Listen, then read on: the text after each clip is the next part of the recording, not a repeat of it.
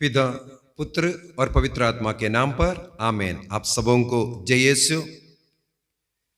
कई लोग ये कंप्लेंट करते रहते हैं, ब्रदर जी मेरा जीवन साथी प्रार्थना नहीं करते हैं, चर्च नहीं आते हैं, संस्कारों को ग्रहण नहीं कर रहा है, मेरे बच्चे कहना नहीं मानते हैं, प्रार्थना में नहीं है, चर्च नहीं आते।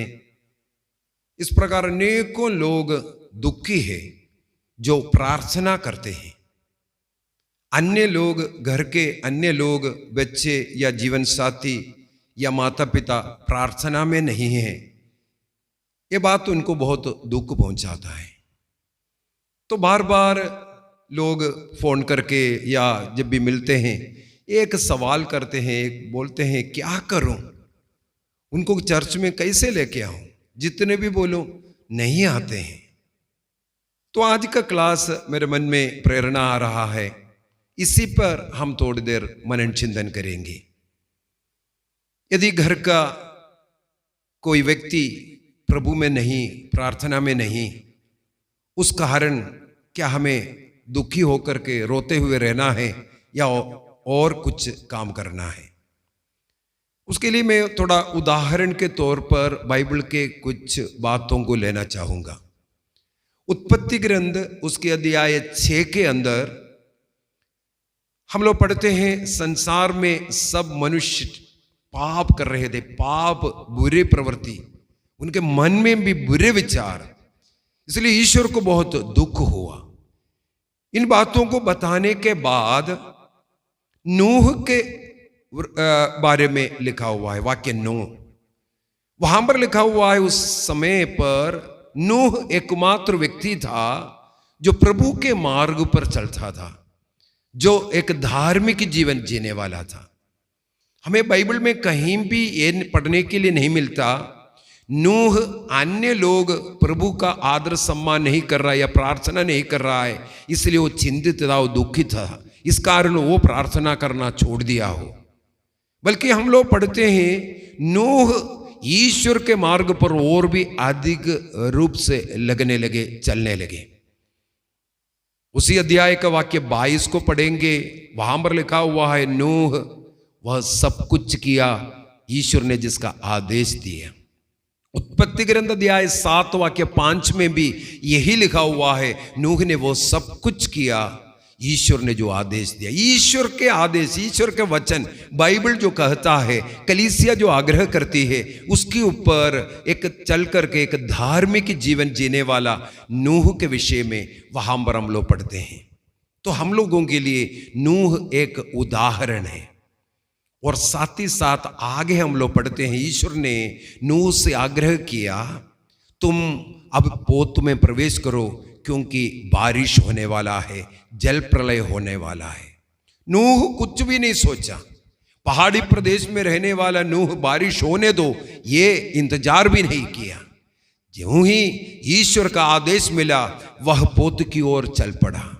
अपने पत्नी, अपने घर को बताया ईश्वर का आदेश से प्रवेश करने का। यूं ही नूह आगे बढ़ा, उनकी पत्नी उनके पीछे पीछे चले, उनके 3 बेटे लोग उनके पीछे पीछे चले और उनके बहू पीछे पीछे चले। इस प्रकार हम लोग बाइबल में पढ़ते हैं 8 लोग उस पोत में प्रवेश किया। जब ईश्वर के आज्ञा, इच्छा के अनुसार नूह चलने लगा तो नूह के पीछे पीछे उनका परिवार चलने लगा। नूह कहीं भी ये कंप्लेंट नहीं किया नूह की पत्नी प्रार्थना नहीं करती है या नूह के बच्चे प्रार्थना नहीं करते हैं या नूह के परिवार में लड़ाई झगड़ा है या शांति है, कहीं भी कंप्लेंट नहीं करता। नूह केवल अपना दृष्टि ईश्वर की ओर रखा। जब नूह अपनी दृष्टि ईश्वर की ओर रख करके, अपना कान ईश्वर की वाणी की ओर रख करके चलना शुरू किया, तब ईश्वर ने उस परिवार की रक्षा कैसे किया। वाक्य 16 से अगर हम पढ़ेंगे, हम लोग को मिलता है सब लोग जब उस पोत के अंदर प्रवेश किया तो ईश्वर ने उस पोत का द्वार बाहर से बंद किया। उस घर का द्वार ईश्वर ने बाहर से बंद किया। इसका मतलब है उस घर का पहरेदार अब स्वयं ईश्वर रहेगा। जब एक पिता ईश्वर की इच्छा के अनुसार, वचन के अनुसार चलना शुरू किया, उस घर की रक्षा ईश्वर ने किया। और भी उदाहरण ले सकते हैं। आइए नए विधान का लूकस के सुसमाचार अध्याय 19, वहां पर एक व्यक्ति जक्केउस, वो एक नाकेदार व्यक्ति, लोगों के सामने एक बहुत बड़ा पापी व्यक्ति, कोई उसे बातचीत करना, उनके साथ उठना बैठना पसंद नहीं करते। उस जक्केउस के मन में एक दिन ये विचार आया, मुझे यीशु को देखना है। इस कार्य के लिए वो जाते हैं, लेकिन ईसा मसीह बड़े भीड़ के बीच में था और जक्केउस के कद छोटा रहने के कारण अच्छी तरह नहीं देख पा रहा था।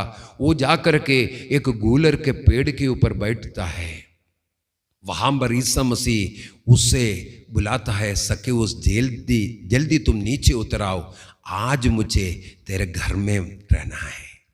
जब जक्केउस के मन में, हृदय में प्रभु के प्रति एक आग्रह आया, प्रभु कहते हैं आज मुझे तेरे घर में रहना है। यदि घर का वो मुखिया प्रभु के आग्रह में चल पड़ा, प्रभु के खोज में चल पड़ा, इसका फल वाक्य 9 में हमें मिलता है। लूकस के सुसमाचार अध्याय 19 वाक्य 9 में लिखा हुआ है, प्रभु ने कहा आज इस घर में मुक्ति का आगमन हुआ। उस घर में मुक्ति का आगमन कब हुआ? जब घर के एक व्यक्ति प्रभु को खोजने लगे। उनको कोई कंप्लेंट नहीं था उनके पत्नी के विषय में, उनके बच्चों के विषय में, बल्कि वो जो रास्ते पर चला उस रास्ते पर वो ईमानदार बने रहे। उसके जीवन के पापों को उसने स्वीकार किया, पापों के लिए उसने प्रायश्चित करने का निर्णय किया, क्योंकि प्रभु उसके जीवन में आया है, उसके घर में आया है। जो कुछ बुराइयां था वो सब वो निकाला। जब एक व्यक्ति घर का इस प्रकार अपने जीवन में बदलाव लाया, प्रभु ने पूरे घर को आशीष दिया। इस प्रकार का कई उदाहरण हमें पवित्र बाइबल से पढ़ने के लिए मिलता है। एक व्यक्ति, हमें क्या करना है? हमें अपने परिवार के लोगों में कुछ कमी दिख रहा है, उस कमी को हमें पूर्ति करना है। उनके कमियों को बोल करके वहां लड़ाई झगड़ा नहीं। जो चर्च नहीं जाना चाहता है उन्हें जबरदस्ती खींच करके चर्च में लेकर के जाएगा तो आपके घर को आशीष नहीं मिलने वाला, कोई आशीष में बढ़ावा नहीं मिलने वाला। फिर आपको क्या करना है? यही आप अपने जीवन में उतारना। मान लो आप प्रार्थना करने वाला है, आप भक्ति का जीवन जीने वाला है, आप देख रहा है आपका जीवन साथी प्रार्थना से दूर है, वो पसंद नहीं कर रहा है, तब आपको क्या करना? आप उस पति के लिए भी, पत्नी के लिए भी आप प्रार्थना करो। उदाहरण के लिए आप रोज 1 घंटा प्रार्थना करते हैं, अभी पति प्रार्थना नहीं करता, इसके लिए भी प्रार्थना आपको करना, अर्थात आप अपनी प्रार्थना का वो समय को बढ़ाइए। आपके बच्चा प्रार्थना नहीं कर रहा है, उस प्रार्थना आप करते हुए आप अपनी प्रार्थना के समय को बढ़ाइए। ईसा मसीह संसार में आकर हम पापियों से नहीं कहा तुम पापी हो, तुम ये सब कर रहा है। ईसा मसीह संसार में आकर हमारे कमियों को, पापों को वह अपने ऊपर उठाते हैं। हम रोमियों का पत्र अध्याय 5 वाक्य 6 से पढ़ते हैं, हम निसहाय अवस्था में पड़ा हुआ था, पाप की कीचड़ में हम पड़ा हुआ था। उस समय पर हमें बचाने वाला कोई नहीं था। उस समय पर ईसा मसीह संसार में आए। कीचड़ में पड़े हुए हम उन व्यक्तियों को प्रभु ने वहां कीचड़ से उठाता है, गले लगाता है, नहीं पूछता है बेटा तुम कीचड़ में क्यों पड़ा है, तुम इस पाप में क्यों पड़ा है, तुम बड़े बड़े अपराध, तुम हत्या, अबॉर्शन, व्यभिचार, वासना के पाप में गंदी फिल्म देखने वाला तुम क्यों बन करके हैं। हम लोग यूहन्ना के सुसमाचार उसके अध्याय 4 में दोपहर के समय पर उस धूप में एक कुएं के पास बैठने वाला मसीह को पाते हैं। उन्हें बहुत भूख लग रहा था। शिष्यों को भोजन खरीदने के लिए भेजा। वहां अकेला बैठा हुआ था। उस समय पर वहां पर एक समारी स्त्री आती है। समारी स्त्री से प्रभु वार्तालाप करना शुरू किया। आग्रह किया, मुझे पानी पिलाइए। यहूदी लोग समारियों के घर में प्रवेश करना या समारियों के हाथों से पका हुआ खाना लेना या पानी तक पीना यहूदियों के लिए मना है। इसलिए उस स्त्री ने प्रभु से पूछा, आप एक यहूदी होकर मुझसे क्यों पानी मांगते हैं? एक यहूदी होकर आप मुझसे क्यों पानी मांगते हैं? ये तो आपके नियम के विरुद्ध है। यहां वार्तालाप शुरू कर करके मसीह ने उन्हें धीरे धीरे धीरे मैं मसीही हूं, तेरा मुक्तिदाता हूं, इसको प्रकट किया। उस महिला में प्रभु ईसा मसीह ने उसकी कमियों को नहीं बल्कि उसके अंदर कुछ अच्छाइयां हैं उसको देखा। मसीह ने उनके अंदर जो कमी का जो वाक्यूम जो पड़ा है, जो गड्ढा है, उसको अपने अच्छाई के द्वारा भरने की कोशिश किया। उस पापनी स्त्री से वो वार्तालाप करते हुए, प्यार देते हुए उनके अंदर की कमियां जो कालीपन है प्रभु की अच्छाइयों के द्वारा भरते हैं। तब वो स्त्री की आंखें खुलते हैं। वो उस नगर में जाकर के घोषणा करते हैं, मैंने ऐसे एक व्यक्ति को देखा जो मेरे अतीत के बारे में जानने वाला, मेरे अतीत के कमियों को जानने वाला, कहीं वो मसीह तो नहीं है। समारी स्त्री मसीह को पहचानने के पीछे का कारण मसीह उनकी कमियों में उतर करके उसको भरने का प्रयत्न किया और उसके अंदर के अच्छाइयों को प्रकट किया। हम लोग अपने परिवार के लोगों की कमियों को उनको बताते हैं, तुम ये नहीं करते, तुम वो नहीं करते, मैं प्रार्थना करने वाले, तुम नहीं प्रार्थना करते हैं। इसके द्वारा माहौल बिगड़ता है, अच्छा नहीं होता। बल्कि हमें क्या करना चाहिए, उनकी कमजोरियों में हमें उतर करके हमारी अच्छाइयों से उनकी कमियों को दूर करना। यदि वह प्रार्थना नहीं करते, उनके लिए आपको प्रार्थना करना। यदि वे घुटना नहीं टेकते हैं, वो हाथों को नहीं उठाते, वो प्रार्थना भक्ति स्तुति करने में लज्जा करता है, आपको आगे बढ़ करके उनके लिए कार्य करना। यदि चर्च नहीं जा रहे, मिस्सा बलिदान में उसको विश्वास नहीं, आप सप्ताह में एक बार जाने वाला है, उनके लिए अन्य दिनों में भी जाना शुरू कीजिए।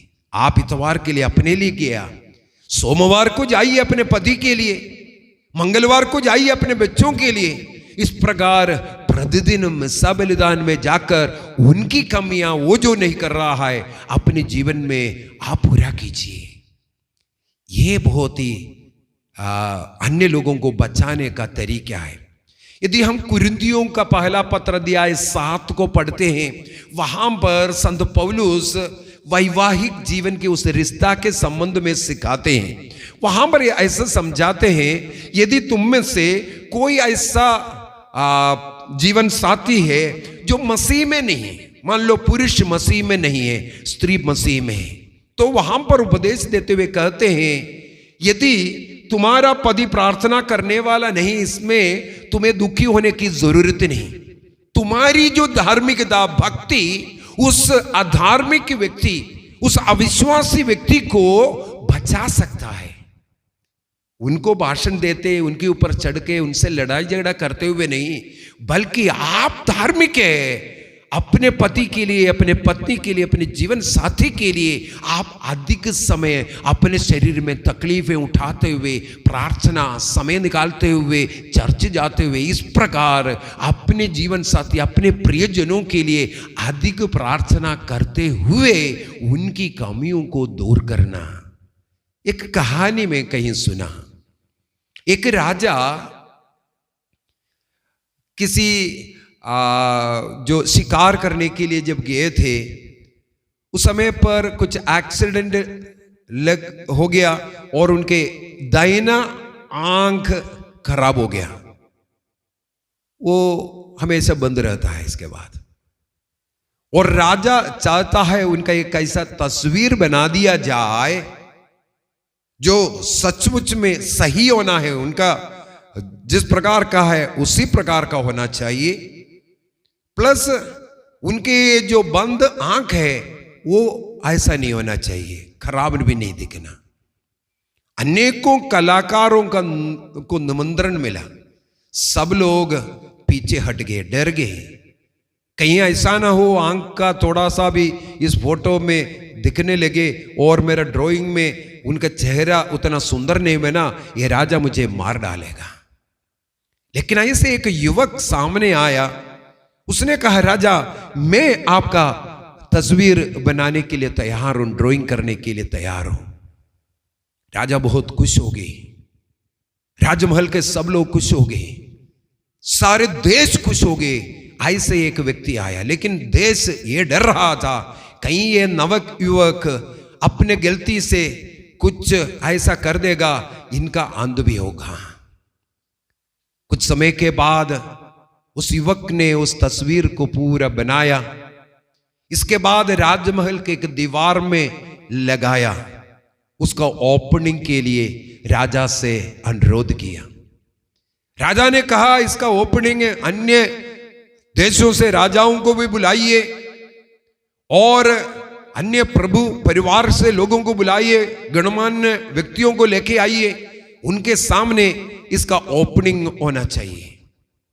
इसी प्रकार अनेकों माननीय लोगों को लेके आया इस तस्वीर को ओपन करने के लिए। जब वो तस्वीर को धीरे धीरे ओपन किया तब देखने में आया राजा का उसने ये तस्वीर बनाया बड़ा सा, वो शिकार करता हुआ किसी शिकारी की ओर अपना हथियार से, अपना राइफल से एम लेता हुआ। उनकी दाहिने आंख में प्रॉब्लम है। जब राइफल में देखते हैं उस समय पर उसने बायां आंख के पास राइफल का एम लेने के लिए रखा और दाहिने आंख को जिस प्रकार राजा का बंद है उसी प्रकार बंद करके रखा। उसके अंदर राजा का महिमा हुआ, कोई भी छोटी चीज नहीं है। यूं ही राजा का जो ओरिजिनल तस्वीर उसके अंदर आया। देखने वाले को लगता है राजा शिकार कर रहा है।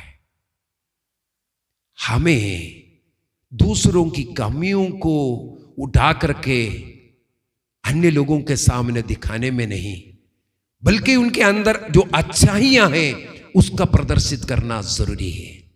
राजा एक अच्छा शिकार करने वाला है, इसके द्वारा राजा का एक महिमा हुआ है। राजा का आंख बंद जरूर दिख रहा है, लेकिन उसके अंदर भी वो उसका महिमा को प्रकट किया, उनकी कमी को नहीं। एक आंख से एक आंख टूटा हुआ जैसे नहीं। हमें भी ये कोशिश करना आए, हम लोग आंख बंद करें, हम एक निर्णय करें, एक दूसरे में जो कमियां हैं उसको नहीं, बल्कि उनमें जो अच्छाइयां हैं उसको देखने का, उसको अन्य लोगों के सामने प्रदर्शित करने का हम प्रयत्न करेंगे। मेरे जीवन साथी में, बच्चे में, माता पिता में, अन्य लोगों में, पड़ोसी लोगों में यदि कुछ कमी नजर आ रहा है, मुझे मेरे अच्छाई, मेरे अच्छे गुणों के द्वारा उसको ढकना है। कुरिन्थियों का पहला पत्र दिया है 13 वाक्य 7 में लिखा है, जो व्यक्ति प्यार करता है सब कुछ ढकता है। अन्य लोगों की कमियों को ढकना, उनकी बलहीन स्वभावों को ढकना।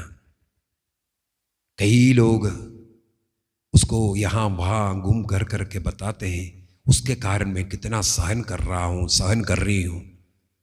उसके द्वारा अन्य लोगों का थोड़ा प्रशंसा लेने के लिए, सिंपैथी लेने के लिए हम कोशिश करते हैं। उसके द्वारा दूसरों को गिराते हैं, हमारे लिए थोड़ा महिमा मिलने के लिए। निर्णय करें, आज से मेरे जीवन साथी का, अन्य लोगों का कमी मेरा कमी, उनकी कमी को मेरे अच्छाई के द्वारा मैं भरूंगा। यदि वो चर्च नहीं जाते, प्रार्थना नहीं करते, मैं कई दिन सप्ताह में प्रार्थना में, मिस्सा में जाने का निर्णय करूंगा। यदि घर में पारिवारिक प्रार्थना में वो बैठ नहीं रहा है, उनके लिए 1 घंटा और ज़्यादा मैं प्रार्थना करूँगा। निर्णय कीजिए, निर्णय कीजिए। प्रभु हम सबों को इसके लिए शक्ति दे, सामर्थ्य दे। पिता, पुत्र और पवित्र आत्मा के नाम पर आमीन। आप सबों को जय यीशु।